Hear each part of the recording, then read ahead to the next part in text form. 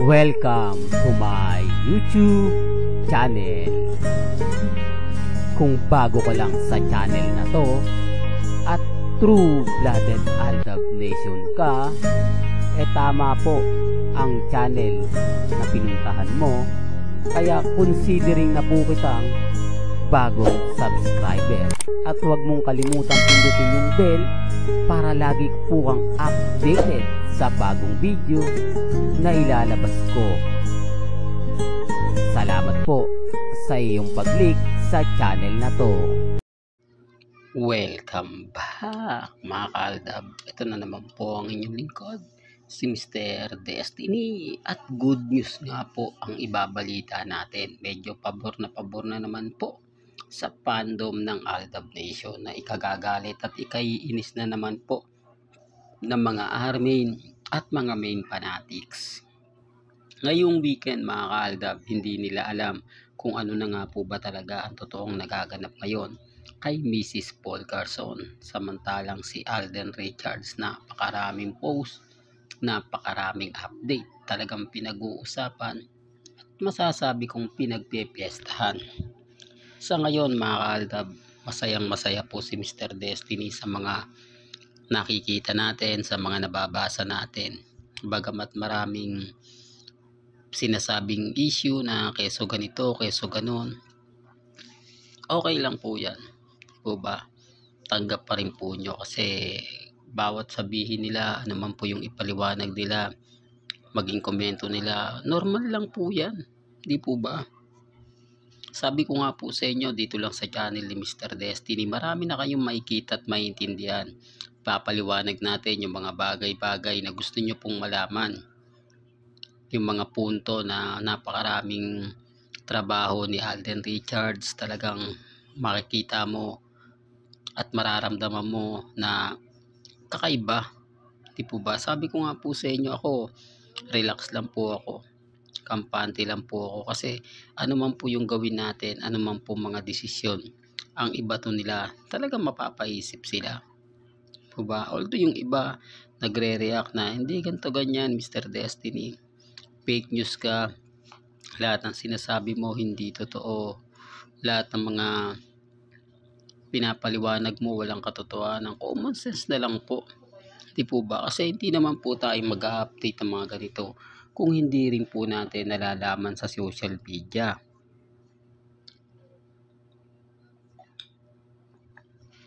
Taliwas po sa mga pahayag at komento po nila.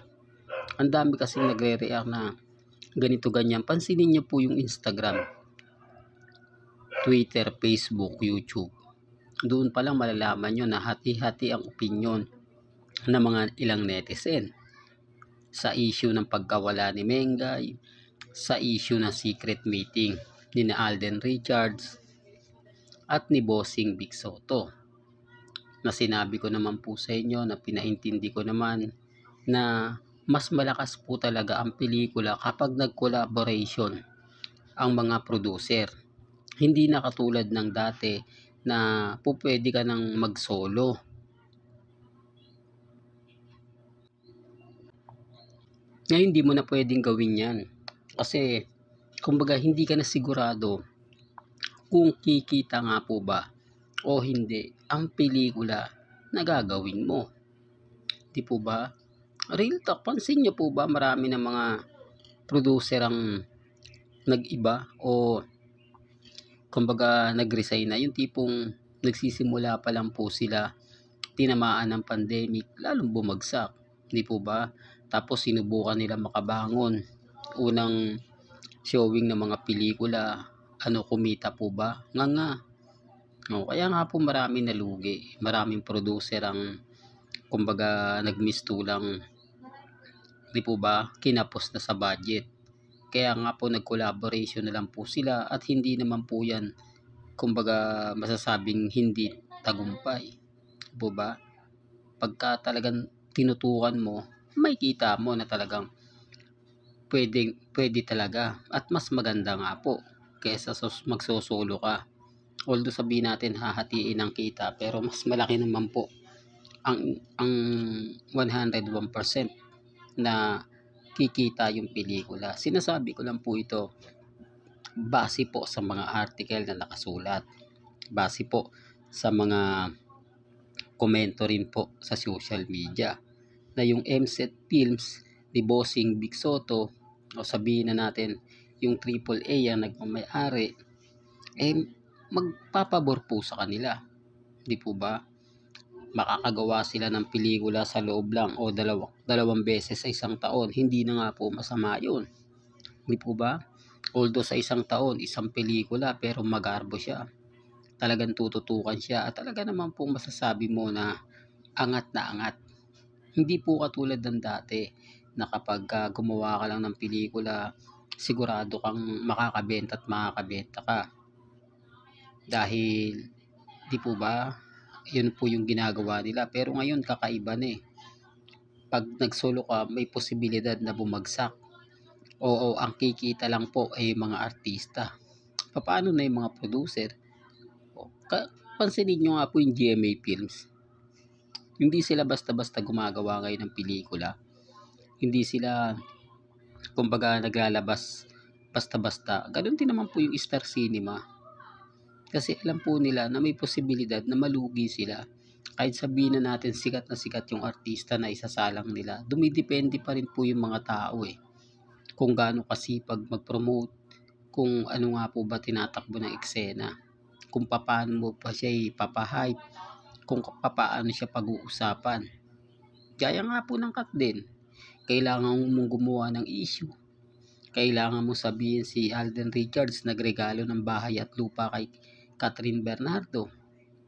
Binigyan ng mamahaling relo. Pumupunta sa bahay nila Catherine. Pumupunta si Catherine sa bahay ni Alden para mag-click. Kasi nga po malaki yung pondo. Malaki yung puhunan, international pa. Yan ang ginagawa po nila. Katulad po ng pelikula. Kailangan ni Alden na mag-promote. Premiere pa lang, talagang pinakita na ni Alden yung suporta niya. Pinakita niya dun sa mga netizen na kumbaga panoorin nyo to, etc. etc. Di po ba? Kaya nga sabi ko sa inyo, may mga bagay-bagay po na kumpirmado na po ba na si Bossing Alden gagawa po yan. Hindi lang alam mga kaaldab kung Metro Manila Films Festival o etong taon na to.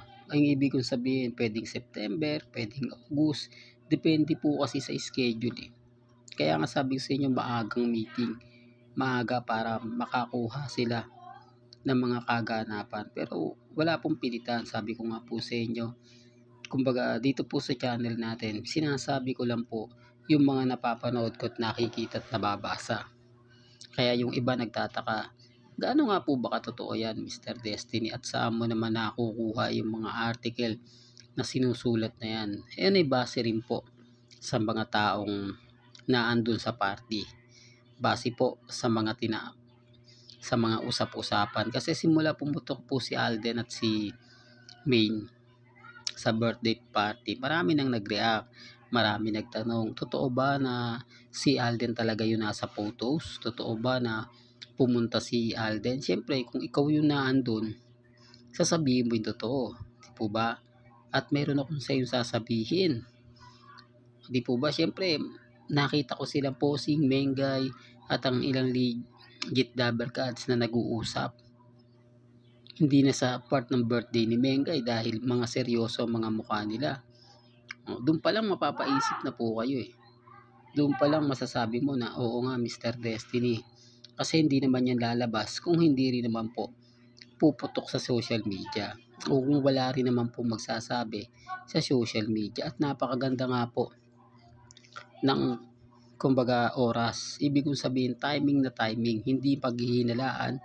At kumbaga yung tipong di po ba, hindi mo na kailangan pa magpatawag ng secret meeting o ng meeting na para magkita-kita kayo. Mas talagang masasabi mong kapansin-pansin yon. Di po ba? Real talk to. Well, may kanya-kanya tayong pananaw at opinion. Hanggang dito na lang po ang ating latest updates. Kaya kung gusto nyo pa po ng pinaka-latest at sariwang update, abay tumutok lang po kayo dito lang po sa channel ni Mr. Destiny para updated ito sa mga bago at sa mga latest na i-upload po natin. Kaya kung bago ka lang sa channel na to at isa kang true-blooded Aldab Nation na nagmamahal kina Mengay at Isoy, tama po ang channel na pinuntahan mo, kaya consider na po kitang bagong subscriber at huwag mo kalimutang i-share ang mga video po natin sa mga mami, sa mga titas at sa mga senyor. Hanggang sa muli, salamat po sa panonood at pakikinig.